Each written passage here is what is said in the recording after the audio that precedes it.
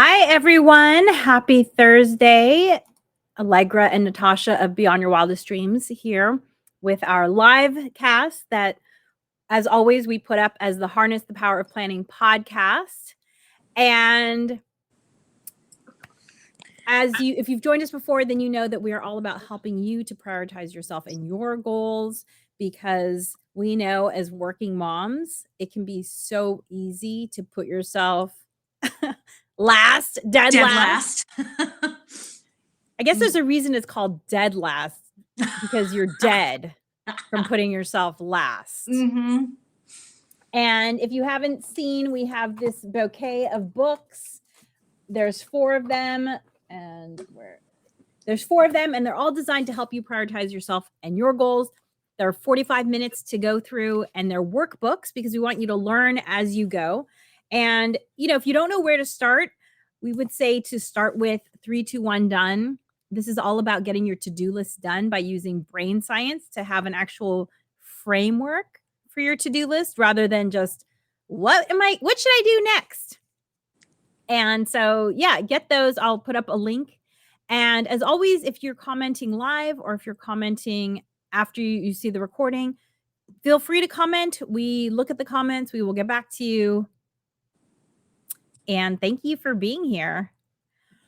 And today we're going to talk about, so I'm trying to find the link to our books and I'm not seeing it, but here's the link to one book, and I'm sure you can find all the rest if you go to that one. But Natascha and I today are going to talk about our family's experiences with the LA wildfires because this is what's going on in our lives. Yeah. It's taken over.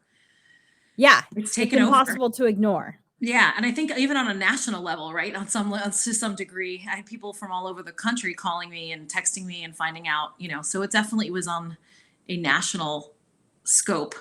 Mm-hmm. Yeah. And it's not over. No, it's not over. But before we start talking about that, I did manage to put on a shirt and put on earrings. Last week, I didn't even manage that. I do want to pull a card because I have really been loving pulling these cards. So let's see what the magic box has for us today. Oh, I love this quote. This is actually one of my favorite quotes. A year from now, you will wish you had started today. Karen Lamb. It's actually in one of our books, that quote. A, that's in one of our books. And B, it's the beginning of the year. And what a great time to, we're not talking about resolutions, talking about creating habits or starting things that, think about yourself a year from now, how bummed you would be if you hadn't started the thing that's itching in the back of your mind. Like, oh, I really want to do that thing. Another year is gone. Didn't do it. Yeah. Because, there's a saying in the productivity world that we overestimate what we can do in a day and we underestimate what we can do in a year. Mm-hmm. I actually recently, so if you've listened to our podcast before, you know that my cholesterol has been going up. And late last summer, I got the blood test that finally said, okay, now you need to pay attention. Your cholesterol is officially over the healthy zone. And I said to myself, okay, managing my own expectations and knowing that you can't change things in the day, but you can change things in a year. I said, I'm going to make changes today. And in 1 year, I'm going to reassess what those changes have done for me. And you know what? It also just kind of takes the pressure off you when you have that longer time span. Yeah. And just to say, y'all, Alegre lives pretty healthily. And this is just a fact of what happens in perimenopause. Oh, yeah. It's just what happens, it's true. Your women's cholesterol, you could be super healthy and you will find that your cholesterol is increasing because your estrogen is decreasing. But lo and behold, your estrogen was one of those things that kept those bad cholesterol numbers in check. So, because your body actually uses the cholesterol to make those hormones. So guess what? Your body stops making those hormones and your cholesterol naturally is just going to go up because it's not getting used up. Yeah, right. Exactly. And so I made these radical changes immediately because I had already been thinking about it. I'd already been knowing for a while, I'm going to have to do something about this at some point. So I did make some radical changes, and I was able to get blood tests taken 2 months later, and my numbers had gone down. So you didn't even have to wait a year. I didn't have to wait, but they still weren't in the healthy range. They still all weren't in the healthy range. They had gone, I just wanted to pump myself. Like I made these radical changes, and I wanted some proof that they were working, because they weren't easy changes to make. And so I just kind of wanted to pump myself up with like, yes, this is the right direction. Yeah. But even if the numbers had only moved a smidge, I would have been happy, because my thought was on the next year, right? So that's what's so great about this quote. A year from now, you will wish you had started today. So what is it that you want to move the needle on? And if you have a paper planner, which Natascha and I are big fans of the paper planner, mine literally sits right in front of me all day long. Here it is. Why not write on December 31st? Hey, how did I do on this thing that I said I wanted to make progress on January 16th? Why not? Right. Check in. Yeah, check in, because a year from now, you will wish you had started today. So, yay. Think about it. Actually, let's talk about this some more after we talk about our wildfire experiences, because I know you've gotten to hear about my experience a little bit last week, but Natascha had no power. So, Natascha, tell us about your family's LA wildfire experience. Yeah, we had no power for 3 days. Now, 3 days plus, but that is, compared to what some families went through and are going through, it's nothing. It's a drop in the bucket. We ate dinner around our little camp lantern. We had headlamps for if somebody had to go in the garage or that kind of thing.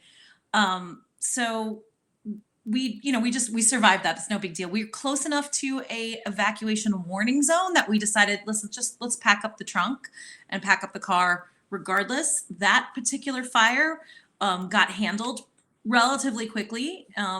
My kids did have to go to school. Well, let me just say, their school was open on Wednesday. So we brought them to school, but halfway through the day, one of my son's schools was closed early. So it was kind of like a little bit of a scramble in that regard. But on the way to school, you're driving and it looks like just devastation. And on the way to school, we're just heading towards the fire that was closest to us before we got on the freeway. And it's just black, billowing smoke. And you could see the flames. It really kind of looked like a scene out of Lord of the Rings. Like it looked like Eye of Sauron. Yeah, the fire. The Eye of Sauron. And my kids were, the night that we packed up, so we packed up things on Tuesday night. My kids were very, especially the younger one, was very freaked out. And sometimes it helps to like have somebody freaking out a little bit more than you, especially your kids, to like be like, everything's gonna be okay. You're like telling them and telling yourself, and even though we weren't in real immediate danger at that point, we were still pretty close. Now that fire got handled in the next day or so, but as we were packing up the car, he was really concerned, and he was very, he's really, really scared. Personally, we wound up, being fine. We didn't have to evacuate. We lost power that night, and then didn't have power, for another 3.5 days.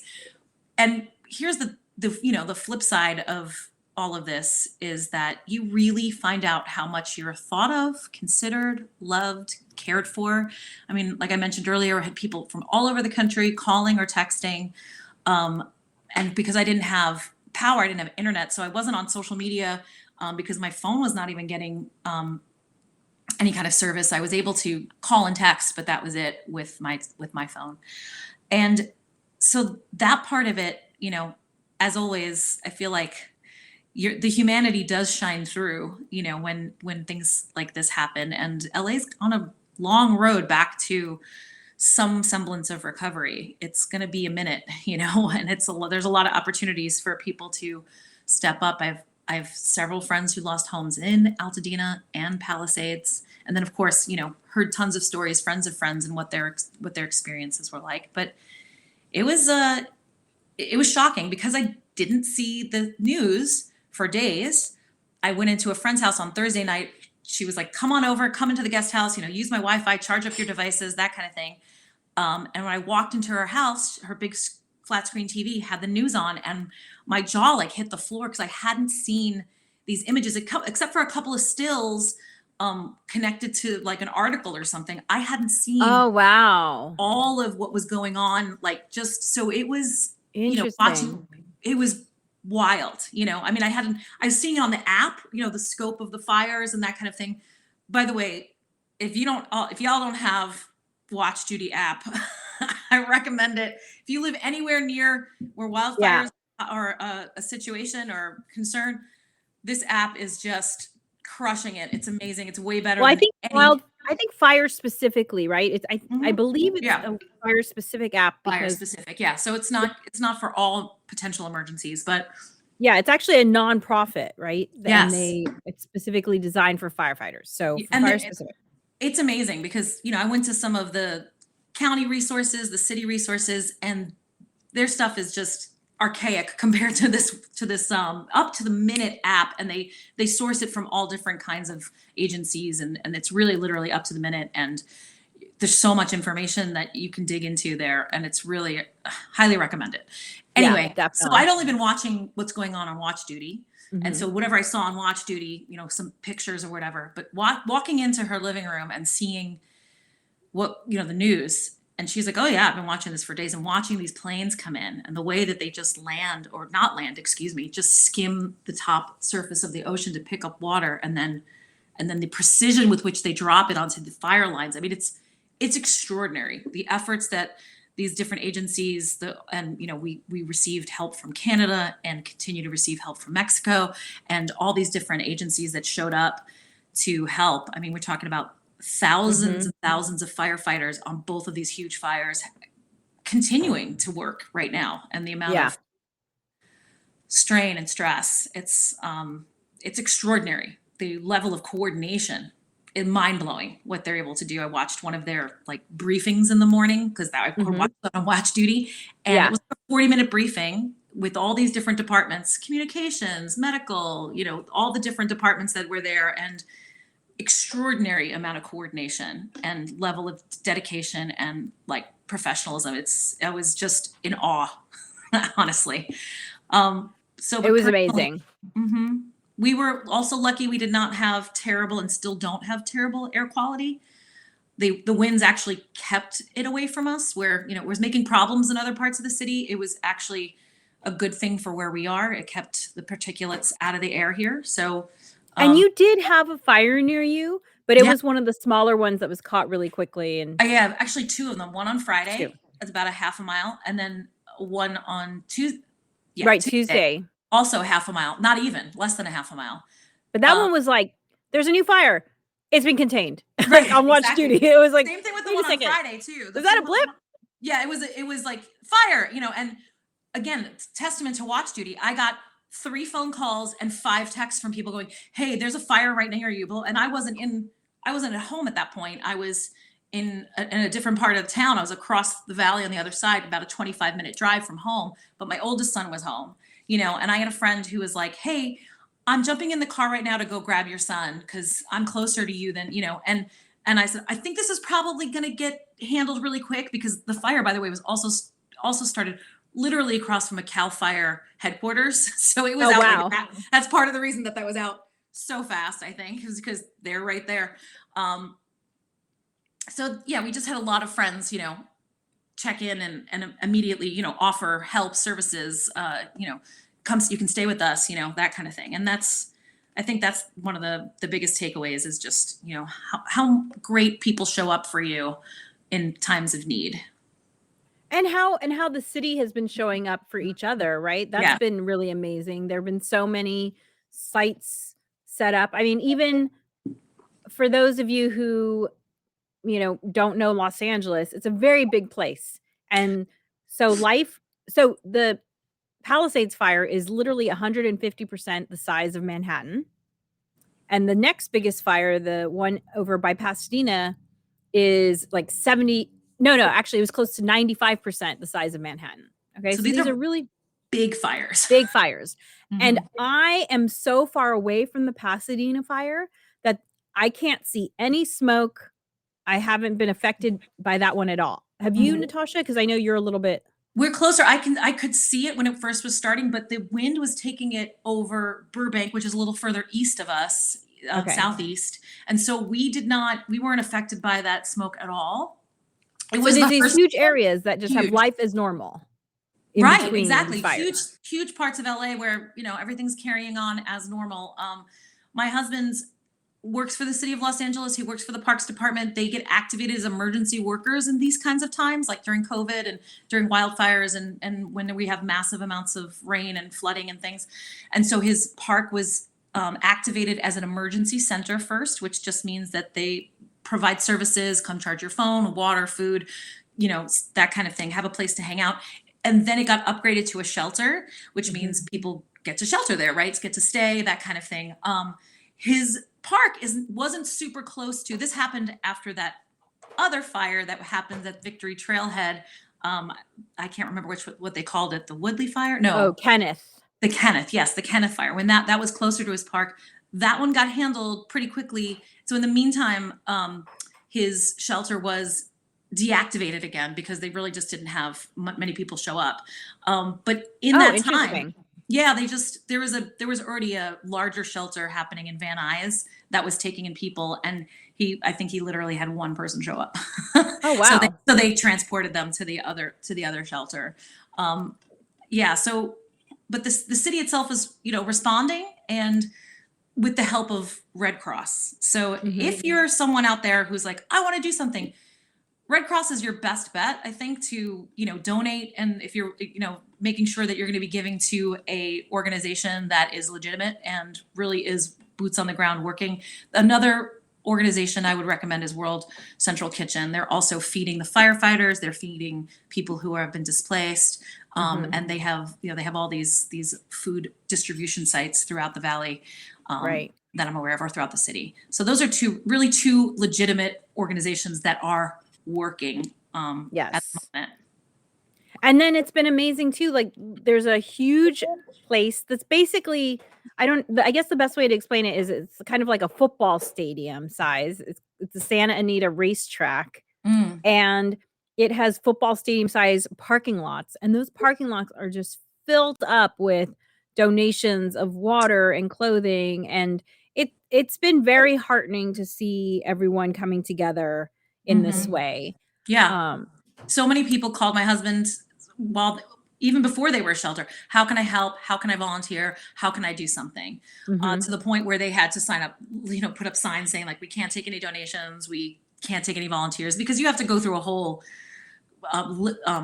process where they just vet you before you can't just be a person coming in from the street and volunteering. The city, the liability there is dangerous, but yeah, you'd have to be vetted and they have to go through a whole process. So, he can't take volunteers, unfortunate. He's like, I would say, the vast majority of people are legitimate and really want to help, but they have to kind of protect people from those people who are not that. But you can show up at places like the Santa Anita racetrack and volunteer. Yes. So and I started my application process for a volunteer for the Red Cross because this is going to be a long road for LA. This is going to be a long road. A lot of people lost their homes. A lot of people lost their jobs. People who don't even live in these areas, who maybe wait tables or work in the grocery stores. I mean, it's not just houses that are gone. It's, it's everything. It's a whole economy. Yeah, it's schools. It's like the economy of it's like in a small town being wiped off the map. Exactly. But all the people are still alive. Right. Yeah. It's wild. Plus, I just think about like all that rebuilding that is going to be necessary. And LA is scheduled to have the World Cup here in a year and a half. And we are scheduled to have the Olympics, the Summer Games here in 3 years. So it's a tall order. I was going to say that much. I can't believe you just said 3 years, because in my mind, I'm like, it's 4 years away, but it is now 2025. Yes, I know. So it is 3.5 years away. 3.5 years away. That's right. Because it'll be the summer, right? So we got a couple months before we hit the exact 3-year mark. But yeah, it's felt a ways off for a while, where you're like, oh, we're going to have it in 5 years. We're going to have it in, and now it's like, ooh, it's closer. Well, so here's a picture I have not shared online, which is, I don't know if people can see your ring light is giving, your ring light's light glare. Let me see. It's just glaring. Yeah. So it's hard to see. So this is how close the fire was to my house. And so there's my husband packing up the car. There's our neighbor's house across the street, and there's the fire over it. And I know it looks like the house right behind my neighbor must be burning, But no, those flames were 3 miles away. So wild. But that's how big they got and how scary they got. And so same with us. I'm just going to show you a picture of the end of our street, what it looked like as I was driving the boys to school that the morning of. Yeah, there it is. So this is the end of the street. Also ring oh wow, there. Yeah. This is the end of the street. So that's where I make a turn to get them on the freeway to go to school. But yeah, that's the end of our street. So which so you can see that the little like red flames, you know what I mean? Oh, yeah. That's why I was like, this is like Lord of the Rings. This is crazy. It's like Mordor. Yeah. It was and as you mentioned, your youngest was really stressed. That night when my daughter saw those flames, she was almost immobile as we were packing up the car. Like I had to hug her and say, look, we just need to get the car set so we can get out of here. And so we didn't have to evacuate. Right. However, if you've been following me, then you know that I have my mom, my mother-in-law, and my 100-year-old bedridden grandmother who all live very close to me and who we help support. You know, we're in that sandwich generation. And so my mother-in-law has been evacuated now for 9 days, and she's with my mom.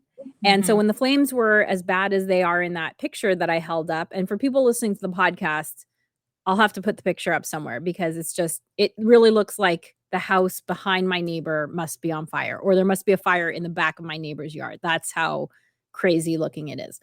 And I said to my husband, I was like, who knows what's going to happen overnight? You know, the first 3 days of the fires, the Watch Duty app, I turned the notifications on because I wanted to get alerted in the middle of the night if something happened. Same. I did the same. Yeah. And so they were just like going off. And usually I have 0 notifications on my phone because I don't want to be reacting to my phone. So I was very much aware of all these notifications.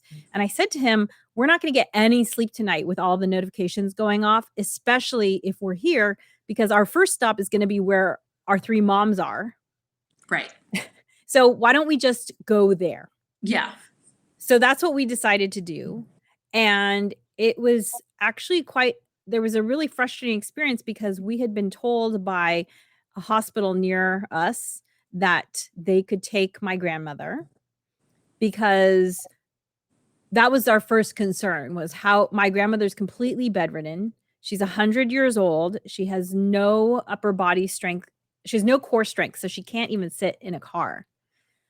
So she needs a gurney, an ambulance. And, you know, there are only so many ambulances available. And so we called an ambulance. They came, they saw my grandmother, and they said, well, what's wrong with her?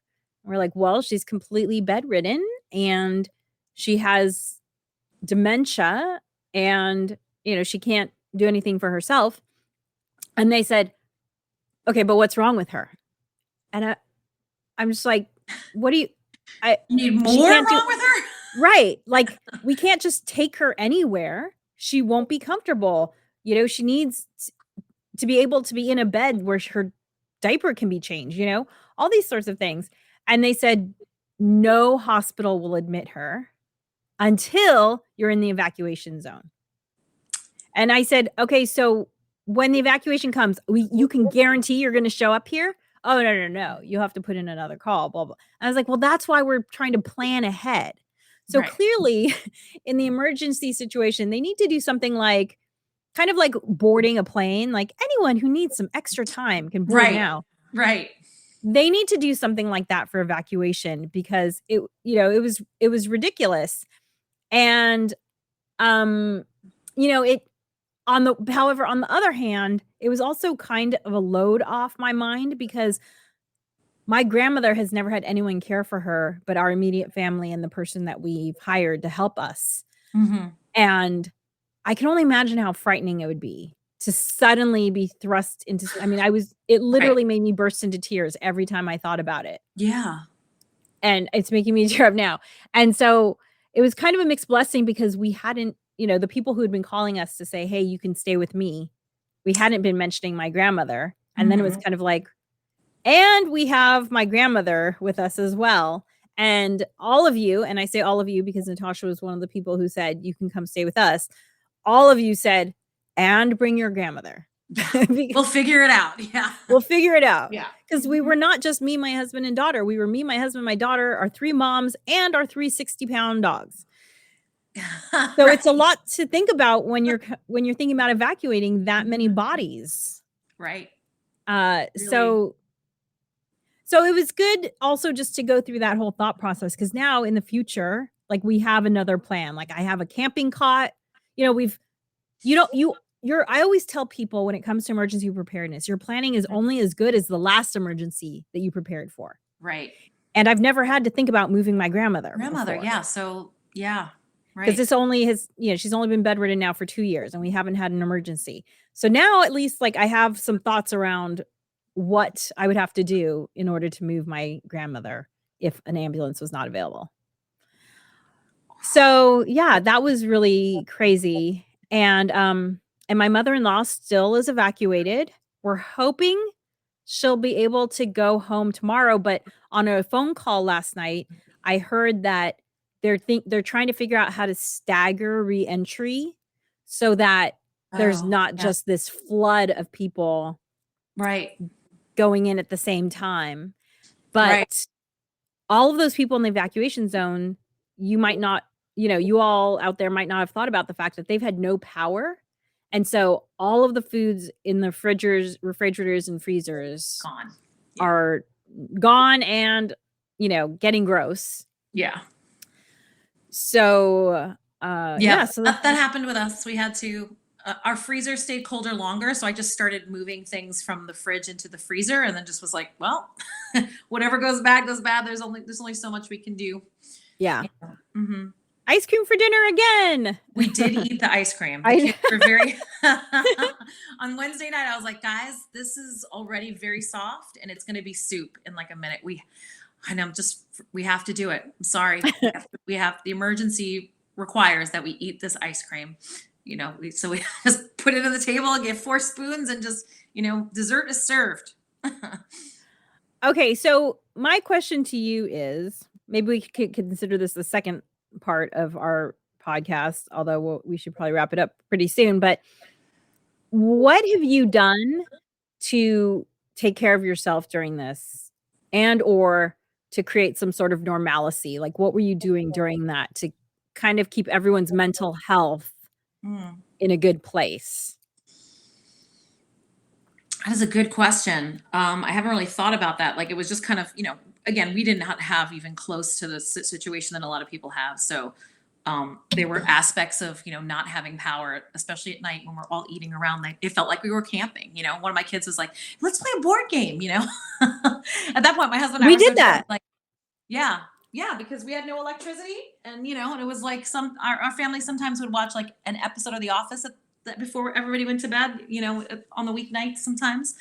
And so the kids were just kind of having like a little family time thing and playing a board game. So we didn't go ahead and play an entire board game because my husband and I were pretty tired. We were like, hey guys, how about we just go to bed early? Mommy and daddy. And because, it was so dark in the house, everybody was like, okay, that sounds good. As far as anything else goes, it definitely helped me see where we're unprepared, because we have go bags. I have, but we have like always, a go bag in every bedroom and in the cars for, I've always thought earthquakes, these are, so, but just, we have flashlights and that kind of thing, but there were things that I had to dig out of the camping bag, tubs that I was like, maybe this should just be out of the camping tub all the time. And then when we go camping, I'll put it back in, for convenience sake, it had been something that just lived in those tubs. And that was just a couple of the things that like, maybe this should just be out, So as far as like that peace of mind, like you said, that the last emergency helps you get prepared for the next one. Yeah. As far as like self-care goes, I mean, that is a good question. I haven't really thought about for me per se. And for the kids, just getting an opportunity to talk about it, and talk about how we're safe and we've been lucky and we're most likely not going to have to evacuate, but just to be prepared, and it's better to be prepared, that kind of thing. Having those conversations with them to just kind of like ease their mind a little bit. Well, I think the other thing too that's good, at least for our kids, because the age they're at, like our older kids are teenagers, for them, I feel like this has been good just in case they were alone when something happened. Mm-hmm. I feel like it gives them some increased resilience in terms of thinking about an emergency and just recognizing how stressful it can be, and that the first step is calming yourself down enough so that you get into action mode. Right. Because you can't just, stand there and keep feeling stressed. Yeah, for sure. Yeah, well, that Tuesday night when that popped up near us and my friend was on his way to get my son just in case, I called him ahead of time and I said, "Hey, there's a fight. Like, there's probably going to be fine, but you're home alone with the dog. I just want you keep your, because he'll come home and like takes his shoes off and that kind of thing." I said, "I want to just make sure that you are dressed and you have your shoes on if you have to leave suddenly, so just make sure you have he has an Apple Watch." That's how I was calling him. And make sure we have like a little emergency chargers for those watches just in case their watches die rather when they're out and about. So I was like, grab your your battery pack, make sure your watch is on, make sure you have shoes on, just in case you have to leave quickly. And then I called him back 2 minutes later and was like, "The fire is out, no big deal." But yeah. Well, and to that end, as I was unpacking everything we packed up, I wrote everything down. Mm-hmm. And I'm going to be typing this up and this is something that we also put on our how to plan for camping list that Natascha and I created. And if you go to our website, to our blog, you can find that. But I don't only write what I need to pack. I also write where it lives, because not everything's in the same place. We don't all have space that we can just dedicate to emergency preparedness. A lot of these things are just in everyday use, or they're in our camping kits, or whatever you're talking about. You have photo albums stored here, you have valuables stored there, whatever. So writing where everything is, because I said to my husband and daughter, "Do you know where all these things are?" And they were like, "Of course not, because you're the keeper of that knowledge, Mom." Right, of course. Of course, yeah. That's really smart as far as like writing where it is, because everybody be like, "Oh, I don't know where that is. Mom, where is that? And what if I'm not around?" Right? Yes. What if I'm busy finding other things, right? Like, so exactly. Mm-hmm. Yeah. So something to think about is write down your evacuation list and where everything is. And then the other thing is and I'm going to put this up as a QR code. If you saw any of the images from here, then you know that some people got stuck in traffic jams and had to walk away from their cars. Yeah. And again, that's not something that you always think about. You think, okay, I'm just going to pack up my suitcases and put them in my car. Well, if you're just having to walk away, can you carry everything you just put into your car? Right. And so I would highly recommend getting these rolling duffel bags, and I am unable to grab it right now, so I'll put it in the show notes. Look at it later. We have these 2 3-foot long rolling duffel bags, and they have the telescoping handle. And so each of us would have a backpack and something rolling. Because people were having to just abandon all the evacuation stuff they had packed because they couldn't carry it. Right. out. Yeah. And then watching the news footage of those cars getting bulldozed because they needed to move them out of the way. If you do have to abandon your car, leave your keys in your car. Yeah. They do that so that the firemen can move it, or personnel can move it, and your car may not get bulldozed, so that the fire trucks can get in there. Yeah. So that's just a little helpful hint that I learned that last I week know. that Who knew, right? Never thought about. Yeah. And also, my keys are in my car. Please don't destroy my car. Yeah. Put your keys in your car. And also, if you can, if you're on the edge, like pull up onto the shoulder off the road, because it was like nobody had moved off the road. So they just packed. It was like 3 deep. They had to bulldoze off the road. Yeah. So those would be my 2 big takeaways. In terms of getting some normalcy even as the fires are still happening right now. Many of you know that I have this commitment to doing sunrise hikes. For many years, it's been 30 sunrise hikes. I've upped it to 45 sunrise hikes, but the area where I hike is been closed because of the fires. Oh, right. Of course. And so we've actually just been doing the hike on city streets, but we've been shooting for the same amount of steps and also the same amount of cardio benefits. However, we have been wearing masks because this is not like a campfire where it's just wood being burned. There are chemicals, there are plastics, right? So everyone who has a pool, their pool chemicals going up that were in the garage. All the paints that people keep in our garage, right? All of that's burning. All of it. Not to mention all the electronics. Right. And then so I've heard that pulmonologists say for at least a week.